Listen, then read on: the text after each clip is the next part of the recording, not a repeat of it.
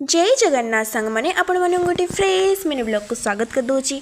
मु आपण मन सह शेयर करी कि आमर ए 35 डे इंटर्नशिप प्रोग्राम होची आउ मु 35 डे जाई जीबी हॉस्पिटल सेठी आमर इंटर्नशिप करूछु आमे।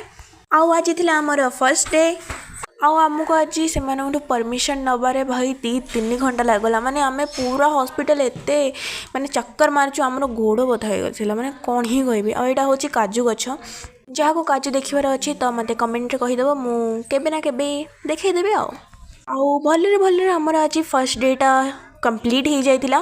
घर को आस सारा पर मु गाधे पड़ी आउ माँ बनईला साग तरकारी गोटे आउ भात आउ लंका टी बेसी खाए जोटा कि बहुत टेस्टी होता खाई पूरा मु सोई पड़ी। राति होता आमर पखाल आलू बैगण भजा आउ आलू भर्ता जोटा कि बहुत टेस्टी होता। तो सांग मैंने जदि मो वीडियो आपण मानू भल लगुच तो टिके सपोर्ट करंतु आउ सब्सक्राइब कर दियंतु।